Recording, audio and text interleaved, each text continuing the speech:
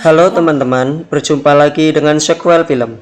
Pada episode kedua lalu kita membahas mengenai misteri pembantaian keluarga Han.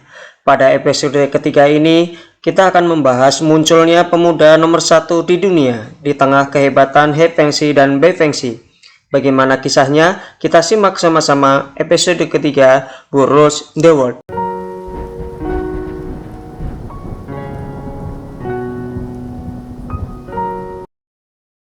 Rencana He Fengxi agar keluarga Qi menemuinya ternyata berhasil. Qi Yanyan, kepala keluarga Qi, mendatangi He Fengxi beserta anaknya untuk meminta maaf atas ketidaksopanan anaknya. Rupanya, selain meminta maaf, keluarga Qi juga meminta pertolongan kepada He Fengxi, yaitu untuk mengambilkan surat deklarasi hak jual beli garam dari tangan Sang Yi, pemimpin keluarga Sang. Sebagai imbalannya, Qi Yanyan menyerahkan separuh harta milik keluarga Qi, dan hal tersebut disetujui oleh He Fengxi. Bai Fengxi pun kagum dengan rencana He Fengxi. Selain mengetahui lokasi Sang Ye yang mereka cari, mereka juga mendapatkan separuh harta dari keluarga Qi.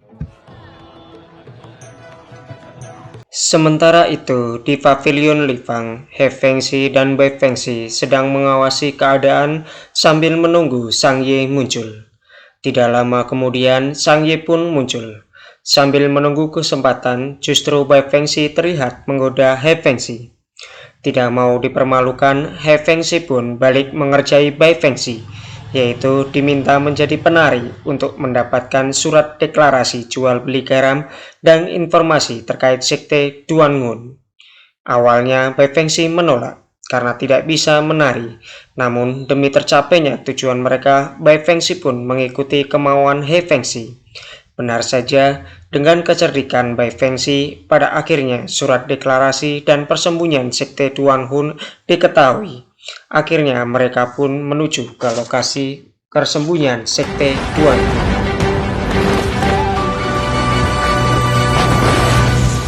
Sesampainya di lokasi sekte Duangun, He Fengxi dan Bai Fengxi langsung dihadang pengikut sekte Duangun. Pertarungan pun tidak dapat terhindarkan, hingga akhirnya He Fengxi mengejar mereka karena melarikan.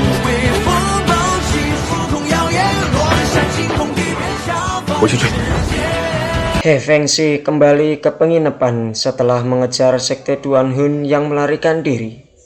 Dalam pengejarannya, He Fengxi mendapatkan bukti baru.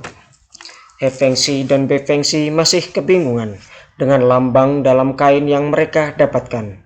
Untuk sementara, sekte Duangun tidak akan muncul lagi. Hal ini dimanfaatkan He Fengxi dan Bai Fengxi untuk kembali ke rumah masing-masing sambil menunggu perkembangan. Keesokan paginya, sebelum mereka berpisah untuk kembali ke rumah masing-masing, terjadi perdebatan antara He Fengxi dan Bai Fengxi. Bai Fengxi menuduh He Fengxi berbuat keji. Semua yang ia lakukan hanya demi harta. Dan He Fengxi tidak berperi kemanusiaan karena memanfaatkan hancurnya keluarga Sang. Namun, tuduhan itu sirna dengan sendirinya ketika Bai Fengxi melihat pengawal keluarga Sang telah diselamatkan He Fengxi. Karena salah menuduh, Bai Fengxi pun merasa malu dan meninggalkan He Fengxi. Pada saat akan berpisah, He Fengxi menawarkan uang, namun ditolak Bai Fengxi. Akhirnya mereka pun berpisah di tengah jalan. Dalam perjalanan menuju Tianshuang, Bai Fengxi dan Han Pu melihat banyak penduduk mengungsi ke desa Tai. Usut punya usut, hal ini terjadi karena perebutan pelat Xuanji. Negara saling berperang untuk menjadi yang terhebat dan berkuasa. Sampai-sampai Bai Fengxi harus menolong mereka meski uang yang ia miliki tinggal 1 daun perak. Hal ini ia lakukan agar para penduduk yang mengungsi tidak kelaparan. Di sisi lain, He Fengxi pun juga mengalami hal yang sama. Dalam perjalanannya kembali ke kediamannya, dia menolong banyak orang. Ternyata banyak orang yang menjadi korban dari peperangan. Dan ia bertekad untuk melanjutkan perjalanan melewati kota Luo Kota Luo adalah kota yang sedang berperang saat ini. Dia sengaja melewati kota tersebut untuk mengetahui keadaan dan situasi saat ini. Sementara itu, kota Luo sudah dikepung oleh pasukan Zhang Zhao. Pasukan Zhang Zhao memerintahkan agar wali kota Luo menyerah saja jika tidak ingin dihancurkan. Bahkan wali kota Luo, Fei Sheng, menyadari jika nekat berperang mereka akan kalah karena jumlah pasukan kota Luo tidak sebanding dengan jumlah pasukan Zhang Zhao. Usut punya usut, peperangan ini terjadi karena plat Xuanji. Semua kerajaan ingin saling mengalahkan demi mendapatkan plat Xuanji dan menguasai dunia. Di tengah kepanikan Jenderal Liu, datanglah utusan dari ibu kota yaitu Yu Wuyuan yang terkenal dengan julukan pendekar suci keluarga Yu sekaligus pemuda nomor 1 di dunia persilatan. Yu Wuyuan pun menawarkan diri untuk negosiasi dengan pasukan Zhang Zhao. Berita kemunculan Yu Wuyuan sampai pada Pangeran Jishao. Pangeran Jishao masih heran. Yu Wuyuan selalu berusaha menyatukan dunia, karena menurut Pangeran Jishao, dunia tidak dapat disatukan kembali karena sekarang ini semua ingin menguasai plat Xuanji. Kembali pada Bai Fengxi yang sedang asik makan bersama Han Pu.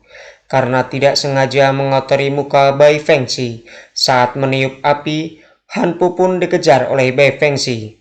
Tiba-tiba Han Pu diserang oleh seseorang. Beruntung Bai Fengxi dengan cekatan menghalaunya. Ternyata yang menyerang adalah anak buah Pangeran Jishao. Pertarungan pun terjadi.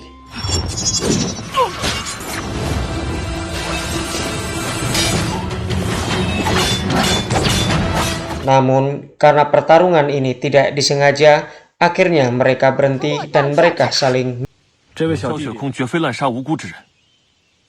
Kembali ke kota Luo, Yu Wuyuan pun akhirnya menemui Jenderal Zhang Zhao untuk negosiasi. Apakah Yuan si pemuda nomor 1 berhasil? Kita akan melanjutkan kisahnya di episode 4. Terima kasih yang sudah menonton. Jangan lupa like, subscribe, komen, dan share ya. Terima kasih.